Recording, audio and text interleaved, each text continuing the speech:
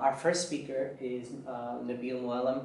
He is, believe it or not, a graduate, just officially graduated last semester. I had an opportunity about 2 years ago, I guess at the end of my 4th year, to follow up on a lead that through a friend I followed up with. It was a recruiter. He reached out to me and we talked on the phone for a bit, and I told him what I was doing right now and where I was in school and what I, some accomplishments leading up to that day. And he essentially forwarded me to one of their campus recruiters. So a campus recruiter is somebody who hires graduates from universities. And from there I basically started the interview process, went through a couple of phone interviews. So I went through a couple interviews really quick, had a final interview at their group office about 2 weeks later, and I heard back and said, they said that I got the job.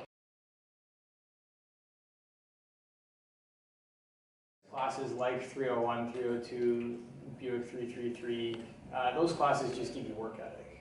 And at the end of the day, that work ethic is what's going to make you successful and what is going to make you stand out to the rest of your peers. In a behavioral interview, the 3 things you want to keep in mind is A, the situation that happened. So generally, if it's a mistake, the mistake that happened, you kind of briefly set up the scenario.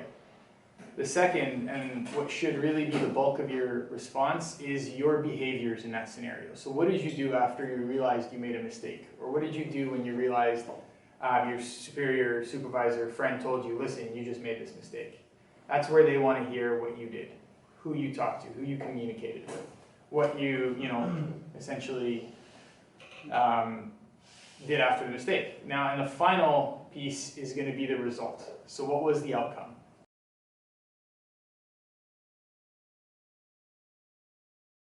Volunteer, and I don't say volunteer because you can put it on your resume. I say volunteer because you're going to meet people volunteering.